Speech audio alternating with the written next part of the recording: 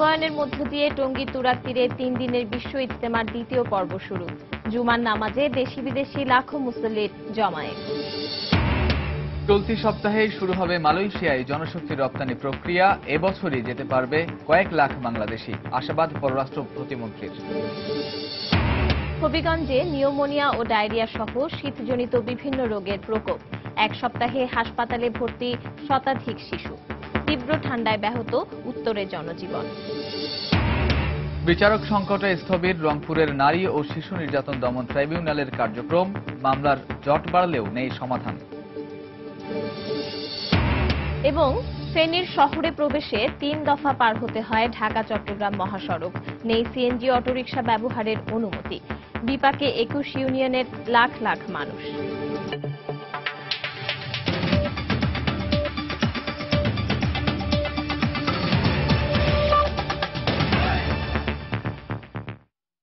বাংলার সময়ের সঙ্গে আছি আমি কামরুজ্জামান মামুন এবং আমি পারমিতাহীন। টঙ্গীর তুরাগ তীরে শুরু হয়েছে 3 দিনের বিশ্ব ইজতেমার দ্বিতীয় পর্ব। ফজরের নামাজের পর আম্বয়ানের মধ্য দিয়ে শুরু হয় আনুষ্ঠানিকতা। আজ জুমার নামাজে দেশি বিদেশি লাখো মুসল্লির জমায়েত হয়েছে। অংশ নিয়েছেন আশপাশের মুসল্লিরাও। এদিকে 5 স্তর বিশিষ্ট নিরাপত্তা রয়েছে পুরো ইজতেমা জুড়ে। এছাড়া মুসল্লিদের ইজতেমা ময়দানে প্রবেশের জন্য খোলা হয়েছে 18টি প্রবেশ পথ। কনকনে শীত আর ঘন কুয়াশা উপেক্ষা করে ধর্মপ্রাণ মুসল্লিদের ঢল এখন টঙ্গীর তুরাগ তীরে। ভোরের আলো ফোটার সাথে সাথে আম্বয়ানের মধ্য দিয়ে শুরু হয় ইজতেমার মূল পর্ব, যেখানে তাবলিগের গুরুত্ব ও তাৎপর্য মুসল্লিদের কাছে তুলে ধরা হয়। এখানে আসি আমরা আল্লাহকে রাজি খুশি করার জন্যই এসি। আল্লাহ যেভাবে রাজি খুশি হয় ওই জন্য আল্লাহর রাস্তায় বের হয়ে চলে আসি। যারা এখান থেকে যাচ্ছে তারা নিজ নিজ মহল্লাকে জনে জনে ঘরে ঘরে বারে বারে যে তাদেরকে আল্লাহর কথা আল্লাহর সঙ্গে পরিচয় করে দেবে। প্রায় 50টি দেশের বিদেশি মুসল্লি সহ দ্বিতীয় পর্বে ঢাকা সহ মোট 16টি জেলার ধর্মপ্রাণ মুসলমানরা ইজতেমায় অংশ নিয়েছেন। তরুণ সমাজ যেন ইসলাম থেকে শিক্ষা গ্রহণ করে, তারা যেন বিপদগামী না হয়, তারা আল্লাহর হুকুম নবীর সুন্নাত যেন কায়েম করতে পারে। তাবলিগ জামাতি হচ্ছে আপনার এই সমস্ত সমাজ থেকে যে ফাসাদ সৃষ্টি হচ্ছে এর থেকে মানুষের গোমরা থেকে উদ্ধার করার জন্য একমাত্র একটা হাতিয়ার। প্রথম দিন শুক্রবার হওয়ায় দেশি বিদেশি লাখো মুসল্লি অংশ নেয় জুমার নামাজে। এদিকে ইজতেমা ঘিরে নেওয়া হয়েছে বিশেষ নিরাপত্তা ব্যবস্থা। মাঠ পর্যবেক্ষণে রয়েছে 14টি ওয়াচ টাওয়ার এবং প্রতিটি মোড়ে বসানো হয়েছে সিসি ক্যামেরা। আমাদের যে স্ট্রাইকিং মোবাইল, আমাদের যে চেকপোস্ট, এগুলো অব্যাহত আছে। সকল পুলিশ সদস্য সাদা পোশাকে, পুরা পোশাকে তারা ভিতরে বাইরে অবস্থান করছে। রোববার আখিরি মোনাজাতের মধ্য দিয়ে শেষ হবে এ বছরের বিশ্ব ইজতেমা। মৌসুম ইসলাম, সময় সংবাদ, ঢাকা।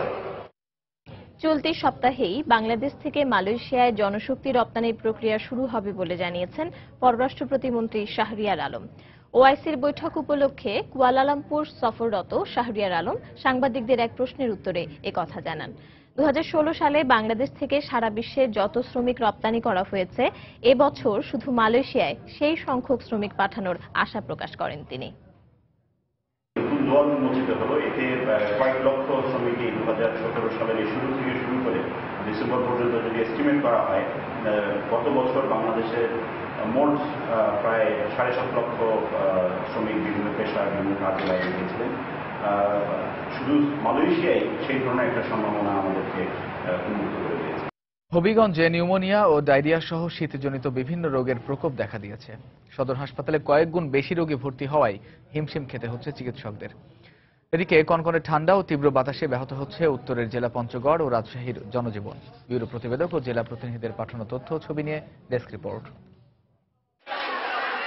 হবিগঞ্জ সদর হাসপাতালে গেল এক সপ্তাহে ডায়রিয়া, নিউমোনিয়া ও হামসহ ঠান্ডাজনিত বিভিন্ন রোগে আক্রান্ত হয়ে 154 জন শিশু ভর্তি হয়েছে। পর্যাপ্ত শয্যা না থাকায় মেঝেতে রেখে চিকিৎসা সেবা দেয়া হচ্ছে তাদের। এছাড়া প্রতিদিন বহির্বিভাগে অর্ধশত রোগীকে দেয়া হচ্ছে চিকিৎসা সেবা। গত এক মাসে ঠান্ডাজনিত রোগে সদর হাসপাতালে 4 শিশুর মৃত্যু হয়েছে। হামের কারণে অনেক নিঃশ্বাস নিতে নাই, নিঃশ্বাসের কারণে অনেক নিউমোনিয়া হয়ে গেছে।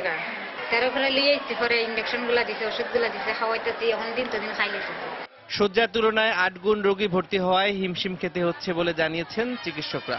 বিছানার তুলনায় 10 গুণ রোগী ভর্তি হচ্ছে, 8 গুণ 10 গুণ। তো আমরা সীমিত জনবলের মাধ্যমে এটা চিকিৎসা চালিয়ে যাচ্ছি। ওষুধ সরবরাহ সরকারের পক্ষ থেকে যথেষ্ট পর্যাপ্ত আছে।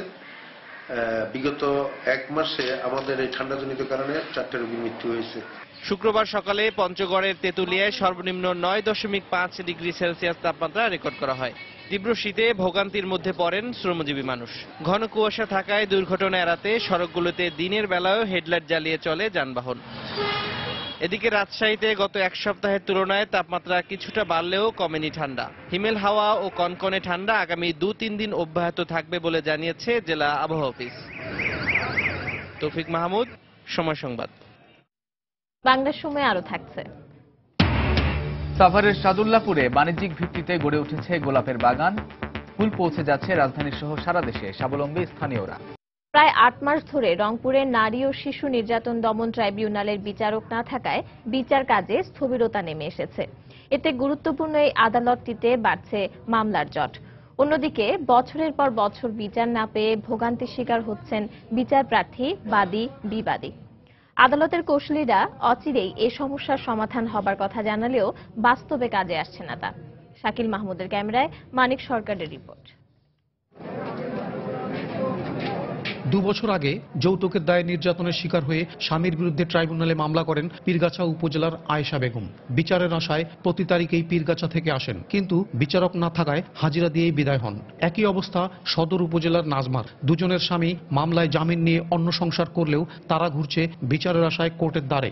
আবার অনেকেই বিনা বিচারে জেল খাটছে বছরের পর বছর ধরে। 9 বছর যাবৎ আমি আমার স্বামী দেখি না, আর আমার সন্তানও দেখে না। আদালতের বিচার চাই, সঠিক বিচার, কিন্তু আদালত আইসা তো বিচার হচ্ছে না। 2 বছর যাবৎ ঘুরতেছি। 13/3/2013 সালে মামলা করি। 4 বছর থেকে মামলা চলছে, কিন্তু মামলায় প্রতি মাসে মাসে আসতেছে, কোনো বিচার পাচ্ছি না। আইনজীবীরা বলছেন, রংপুরের নারী ও শিশু নির্যাতন দমন 2টি ট্রাইব্যুনাল থাকলেও একটি প্রত্যাহার করে নেওয়া হয় আগেই। গত 8 মাস আগে বিচারক বদলি হওয়ায় বিচারক শূন্য হয়ে পড়ে এই ট্রাইব্যুনালটি। জেলা ও দায়রা জজ তার নিজ দায়িত্বের পাশাপাশি কিছু মামলার বিচার কাজ চালালেও তা সংখ্যায় কম। এটা বিচার প্রার্থী মানুষেরও যেমন ন্যায্য বিচার পাওয়ার অধিকার রয়েছে, পাশাপাশি যারা আসামি তাদেরও দ্রুত এবং ন্যায্য বিচার পাওয়ার একটা অধিকার রয়েছে। কিন্তু এখানে বিজ্ঞ বিচারক না থাকার কারণে এই অঞ্চলের মানুষ দীর্ঘদিন যাবত তারা ভোগান্তির শিকার হচ্ছে। আর সরকারি কৌশলীর আশা, দ্রুত এখানে বিচারক নিয়োগ সহ আরো 3টি ট্রাইব্যুনাল স্থাপন করা হবে। মহামান্য চিফ জাস্টিস বিষয়টা জানেন। আমরা আশা করি অতি দ্রুত এই ট্রাইব্যুনালের 3টি ট্রাইব্যুনালের 3 জন বিচারক আমরা পাবো, এবং এটার জন্য দ্রুত এই কোর্টের বিচারক আসেন। রংপুরের এই ট্রাইব্যুনালে বর্তমানে প্রায় 6000 মামলা বিচারাধীন রয়েছে। মানিক সরকার, সময় সংবাদ, রংপুর। ফেনী শহরে প্রবেশের সময় ঢাকা চট্টগ্রাম মহাসড়কের 3টি স্থান পার হতে হয় যানবাহনগুলোকে। অথচ সরকারি আদেশে মহাসড়কে সিএনজি অটোরিকশা চলাচল বন্ধের পর এই স্থানগুলোতে স্থানীয় প্রশাসন পারাপারও বন্ধ করে দেয়। এতে ফেনী শহরমুখ 3টি উপজেলার 21টি ইউনিয়নের লাখ লাখ মানুষ পড়েছে চরম ঝুঁকি, ভোগান্তি আর ক্ষতির মুখে। জুলহাস তালুকদারের ক্যামেরায় বখতিয়ার মুন্নার রিপোর্ট। ফেনী জেলাকে ঢাকা চট্টগ্রাম মহাসড়ক দুভাগ করেছে। ফেনীর লালপুল, মহিপাল ও দুলামিয়া এলাকার একমাত্র পথ দিয়েই মহাসড়ক পার হয়ে দক্ষিণ ও পশ্চিম অঞ্চলের পরিবহন শহরে আসতে পারে। 2015 সালের 1 আগস্ট দেশের 22টি মহাসড়কে সিএনজি অটোরিকশা সহ সকল 3 হুইলার চলাচল বন্ধে সরকারের প্রজ্ঞাপন জারির পর ফেনীর এই 3টি পথে পারাপারও বন্ধ করে দেয় মহাসড়ক পুলিশ। স্থানগুলোতে বসানো হয় কড়া পুলিশি পাহারা। পারাপার বন্ধের ফলে ফেনী শহরমুখ দাগনভূঞা, সোনাগাজী ও ফেনী সদর উপজেলার 21টি ইউনিয়নের লাখ লাখ মানুষ চরম বিপাকে পড়ে। অন্যদিকে পুলিশি হয়রানির মুখে পড়ে সিএনজি অটোরিকশার মালিক শ্রমিকও দিশেহারা। এখান থেকে উঠে আবার হেপারে দেন, আমি আরেকটা গাড়িতে উঠতে হয়, ভাড়াও বেশি, ভোগান্তিও বেশি। এখন জীবনের ঝুঁকি আরো বাড়িয়ে গেছে, কারণ এখানে এতটুকু রাস্তা ক্রস করে যাওয়া আমাদের জন্য কঠিন হয়ে দাঁড়াইছে। আমরা টাউনে ঢুকতে পারতেছি না, এখন ভাড়াও পাইতেছি না। এখন আমরা তো মানে সারাদিনে বই দেখতে হয়। আমরা যখন রাস্তা ক্রসিং করতে যাই, পুলিশ আমাদেরকে ধরে নিয়ে যায়, 7,000-5,000 টাকা নিয়ে যায় হাইওয়ে পুলিশ। মহাসড়ক পুলিশের এই কর্মকর্তা হয়রানির অভিযোগ অস্বীকার করে জানালেন, সরকারি নির্দেশনাতেই চলছেন তারা। হয়রানির তো কোনো বিষয় না, এখানে মহাসড়কে উঠলেই তাদেরকে আইনগত ব্যবস্থা গ্রহণ করা হচ্ছে। তাকে কোনো স্ট্যান্ড থেকে বা কোনো বাজার থেকে বা অন্য কোথাও থেকে ধরার কোনো উপায় নেই।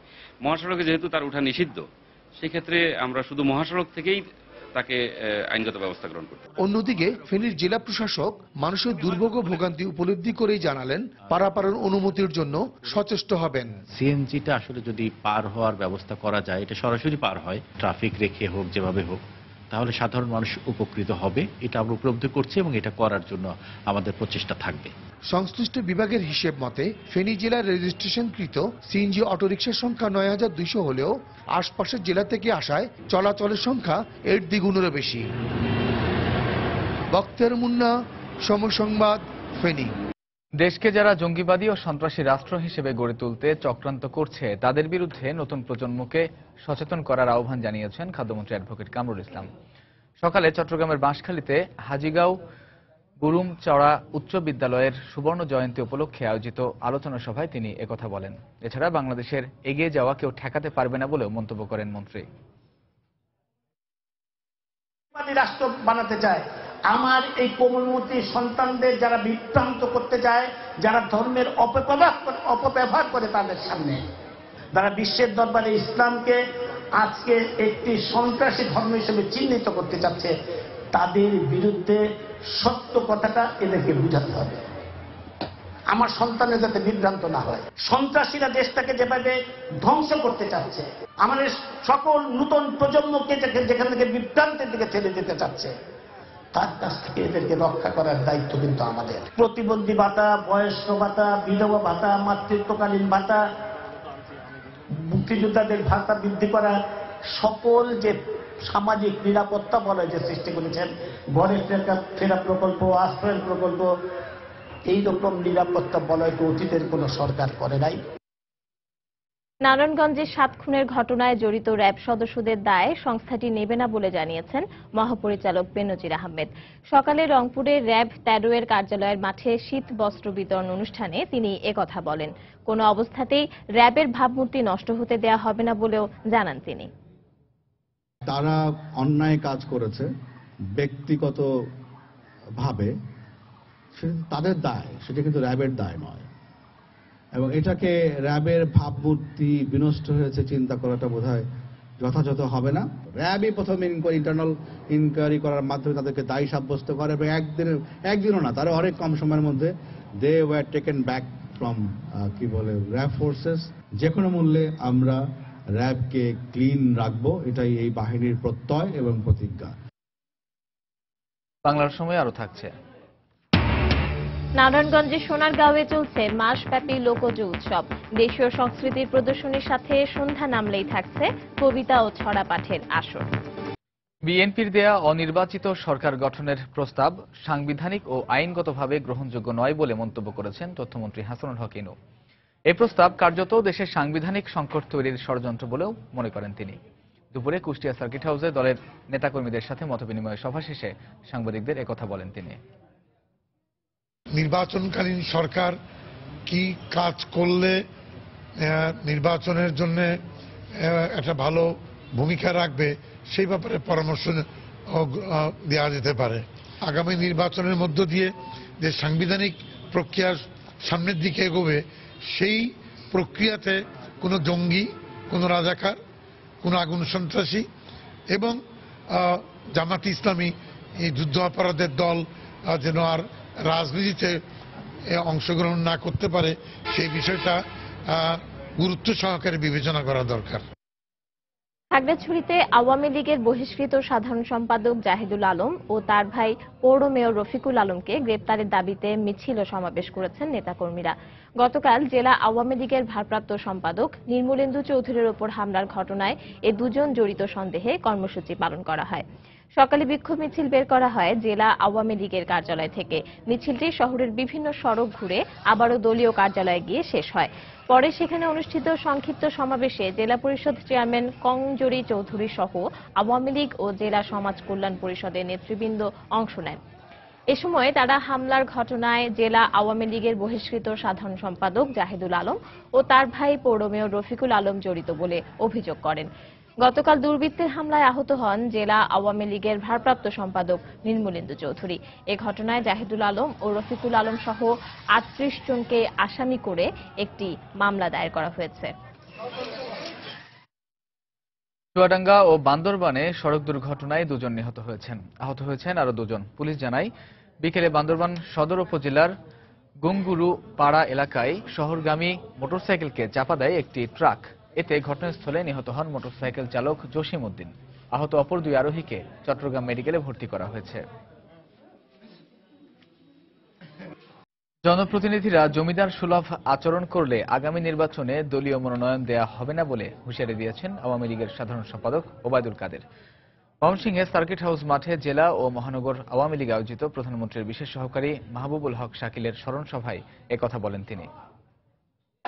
সবাই এখানে নেতা, কর্মী কমে যাচ্ছে, নেতা বেড়ে যাচ্ছে।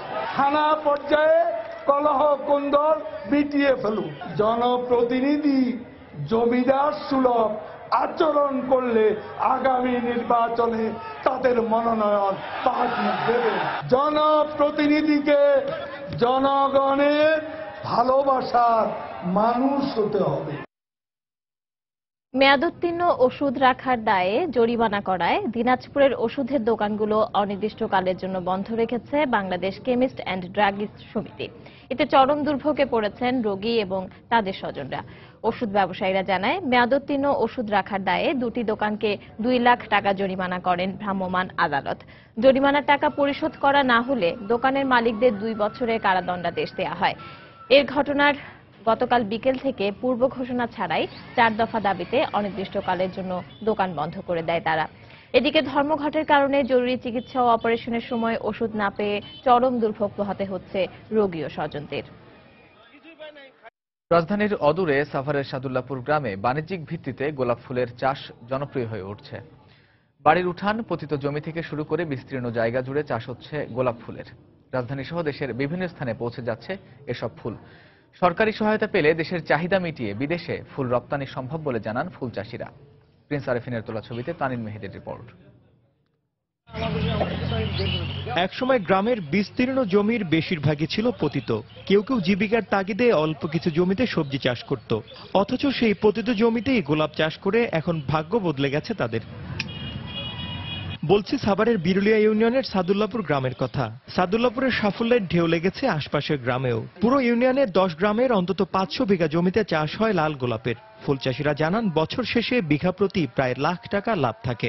মরিচ ক্ষেত, বাগান ক্ষেত বুনতাম, তখন কইলে ওইগুলো না কইরা তুমি ফুলের চাষ করো। অনেক বুনে আমি লাভবান হয়েছি। একবার বুনলে আর বুনতে হয় না, এটার পাশে লেগে থাকলে পয়সা আসে। 20,000 লাগলো, 50,000 লাগলো, বললো যে আমার অমুক তারিখে 50,000 ফুল দিবেন, তো অর্ডার নিয়ে নেই, ওইটা দিয়ে দিই। আর বিশেষ করে বেশিরভাগ পাইকারি বিক্রি করি আমরা। সময়ের সঙ্গে সঙ্গে সাভারের সাদুল্লাপুর গ্রামে বেড়ে চলেছে ফুল চাষির সংখ্যা। আর এতে করে দেশের চাহিদা মিটিয়ে ফুল বিদেশে রপ্তানি করা সম্ভব বলে মনে করেন এখানকার ব্যবসায়ীরা।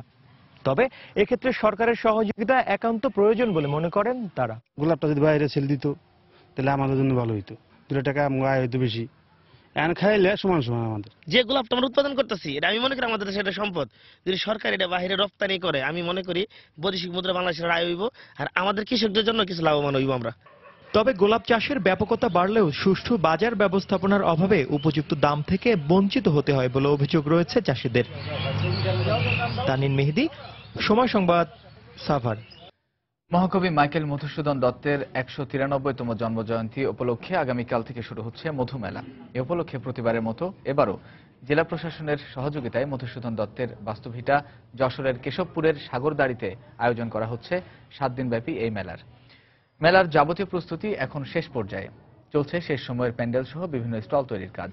সপ্তাহব্যাপী এ মেলায় থাকছে পুতুল নাচ, যাত্রা, সার্কাস ও জাদু প্রদর্শনী সহ বিনোদনমূলক নানা আয়োজন। তবে ঐতিহ্যবাহী এ মেলায় সিসি ক্যামেরা স্থাপন সহ ব্যাপক নিরাপত্তা ব্যবস্থা নিয়েছে জেলা প্রশাসন। মাইকেল মধুসূদন দত্তের জন্মজয়ন্তী আগামী 25 জানুয়ারি হলেও আগামীকাল থেকে শুরু হওয়া মেলা চলবে 27 জানুয়ারি পর্যন্ত। 1890 সালে থেকে আয়োজন করা হচ্ছে এই মধুমেলার।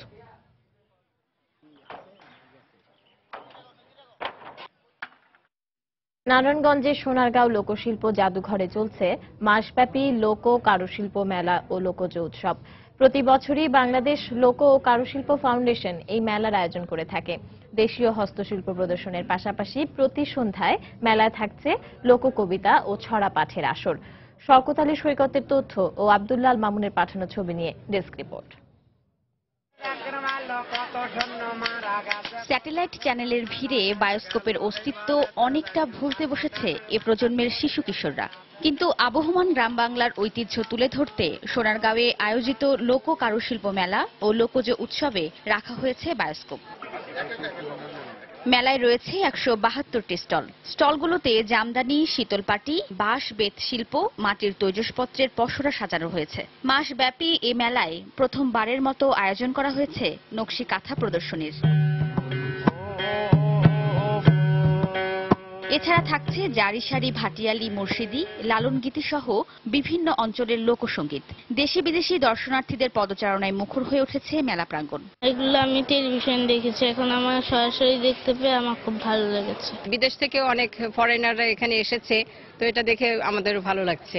আমার খুব ভালো লাগছে, সুন্দর জানা। কারুশিল্পকে সমৃদ্ধ করতে আলাদা কারুপল্লী গড়ে তোলার দাবি সংশ্লিষ্টদের। বাসা থেকে তারপরে এখানে দোকান আছে, দোকান থেকে সবসময় বিক্রি হয়। যদি একটা শিল্প গ্রাম কইরা এরকম ভাবে স্থায়ী ভাবে বসাই দিত, তাইলে এরা নিজেরা কাজ করে উৎপাদন করে নিজেদের মাল বেচলে কিছুটা পয়সা পাইত। আবহমান গ্রাম বাংলার ঐতিহ্য ধরে রাখতেই প্রতি বছর এই মেলার আয়োজন করা হয় বলে জানালেন ফাউন্ডেশনের পরিচালক। মাটির শিল্প যে বর্তমান এবং অতীত প্রায় 100-150 বছর 200 বছর আগে, সেইটাকে আমরা প্রদর্শন করছি এবং সেটা দিয়ে পরবর্তী সময় তার গবেষণা করে তার এই বিষয়ে একটি বই হবে, গবেষণা পুস্তক তৈরি হবে। এদিকে কারুশিল্পীদের আর্থিক প্রণোদনা এবং প্রশিক্ষণ দেওয়া হবে বলে জানিয়েছেন সংস্কৃতি মন্ত্রী। নানানভাবে আর্থিক প্রণোদনা দিয়ে তাদের এই কাজগুলোতেই তাদের নিয়োজিত রাখতে চাই, যাতে তাদের মাধ্যমে এবং তারা প্রশিক্ষণ দিয়ে আরো নতুন নতুন কারুশিল্পী তৈরি করতে পারেন। 14 জানুয়ারি থেকে শুরু হওয়া মেলা চলবে 12 ফেব্রুয়ারি পর্যন্ত। সময় সংবাদ, নারায়ণগঞ্জ। বরিশালের বেসরকারি সংস্থার আয়োজনে চলছে 3 দিনব্যাপী বাণিজ্য মেলা। এই মুহূর্তে নগরীর বঙ্গবন্ধু উদ্যানে আছেন সহকর্মী ফিরদাউস সোহাগ। সরাসরি চলে যাচ্ছি তার কাছে। সোহাগ। মামুন, আপনাকে ধন্যবাদ। 3 দিনব্যাপী এই মেলার দ্বিতীয় দিন আজ চলছে। তো এই মেলা উপলক্ষে কিন্তু প্রচুর দর্শক সমাগম হয়েছে, দর্শনার্থী সমাগম হয়েছে। এখানে মোট 50টি স্টল রয়েছে। স্টলগুলোর মধ্যে আমরা প্রচুর ভিড় দেখেছি। এই দ্বিতীয় দিনে এসে আজকে যে পরিমাণ মানুষ এখানে আমরা দেখতে পাচ্ছি, আসলে এই বরিশালের যে বাণিজ্য মেলাটি চলছে এটি কিন্তু নতুন জীবন বাণিজ্য মেলা এবং এটি হচ্ছে একটি স্বায়ত্তশাসিত প্রতিষ্ঠান সোশ্যাল ডেভেলপমেন্ট ফাউন্ডেশন বা এসডিএফ এই মেলার আয়োজন করেছে। এসডিএফ কর্তৃপক্ষ আমাদেরকে জানিয়েছে যে 50টির মতো এখানে স্টল রয়েছে এবং এই স্টলগুলোতে কিন্তু মূলত দেশি পণ্য এবং এসডিএফ এর সুবিধাভোগী যারা রয়েছেন তাদের যে পণ্যটি রয়েছে সেগুলো কিন্তু এখানে প্রদর্শন করা হচ্ছে। আমরা যেটা দেখেছি যে এই পণ্যের মধ্যে রয়েছে এখানে মুড়ি, কাঁথা, সবজি, মাছ, বাঁশ ও বেত তৈরি সামগ্রী, নারকেলের মালা তৈরি বিভিন্ন পণ্য ইত্যাদি প্রদর্শন করা হচ্ছে। এই যে এসডিএফটি হচ্ছে এমন একটি প্রতিষ্ঠান যেটা সরকারের একটি সহযোগী প্রতিষ্ঠান বা স্বায়ত্তশাসিত প্রতিষ্ঠান। বিভিন্ন সরকারি অন্যান্য প্রতিষ্ঠানের মতো কিন্তু এটি সরকারকে সহযোগিতা করে থাকে। বরিশাল অঞ্চলে এই এসডিএফ 7টি জেলায় কিন্তু কাজ করে, 22টি উপজেলায় এবং 96টি ইউনিয়নে এর কার্যক্রম রয়েছে। এখানে মোট উপকারভোগীর সংখ্যা 2,25,160 জনের মতো। আমরা যেটা দেখেছি যে এখানকার এসডিএফ এর কর্মকর্তারা আমাদেরকে জানিয়েছেন যে এখানে শুধু মেলাই নয়, এই মেলা উপলক্ষে কিন্তু এখানে সাংস্কৃতিক অনুষ্ঠানেরও আয়োজন করা হয়েছে এবং এই সাংস্কৃতিক অনুষ্ঠান উপভোগ করার জন্য মানে শত শত মানুষ কিন্তু এখানে ভিড় করেছেন। আর এর বাইরে আমরা যেটা জানি যে আগামীকালকে এই মেলা শেষ হবে, এই 3 দিন ব্যাপার সমাপ্তি দিন আগামীকালকে। তো এই ছিল মোটামুটি এখানকার মেলা সম্পর্কিত সর্বশেষ। মামুন। দর্শক, বরিশালে বেসরকারি সংস্থার আয়োজনে চলছে 3 দিনব্যাপী বাণিজ্য মেলা এবং সে বিষয়ে জানাতে আমাদের সঙ্গে যোগ দিয়েছিলেন সহকর্মী ফিরদাউস সোহাগ। বাংলা সময়ের শীর্ষ সংবাদগুলো জানিয়ে দিচ্ছি আরেকবার।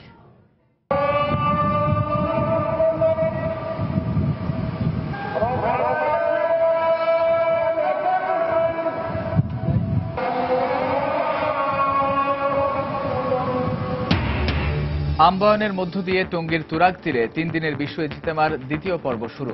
জুমার নামাজে দেশি বিদেশি লাখো মুসল্লির জমায়েত। চলতি সপ্তাহে শুরু হবে মালয়েশিয়ার জনশক্তি রপ্তানি প্রক্রিয়া। এবছরই যেতে পারবে কয়েক লাখ বাংলাদেশি, আশাবাদ পররাষ্ট্র প্রতিমন্ত্রী। হবিগঞ্জে নিউমোনিয়া ও ডায়রিয়া সহ শীতজনিত বিভিন্ন রোগের প্রকোপ, 1 সপ্তাহে হাসপাতালে ভর্তি শতাধিক শিশু। তীব্র ঠান্ডায় ব্যাহত উত্তরের জনজীবন। বিচারক সংকটে স্থবির রংপুরে নারী ও শিশু নির্যাতন দমন ট্রাইব্যুনালের কার্যক্রম। মামলার জট বাড়লেও নেই সমাধান। এবং ফেনীর শহরে প্রবেশে 3 দফা পার হতে হয় ঢাকা চট্টগ্রাম মহাসড়ক, নেই সিএনজি অটোরিকশা ব্যবহারের অনুমতি। বিপাকে 21 ইউনিয়নের লাখ লাখ মানুষ। এই ছিল বাংলার সময়। যে কোনো খবর পেতে ভিজিট করুন সময়নিউজ.টিভি। এছাড়া মাত্র পাওয়া খবর আপনার মোবাইলে পেতে SMS করুন, স্টার্ট স্পেস BN লিখে পাঠিয়ে দিন 16242 নম্বরে। আর সঙ্গে থাকুন সময়।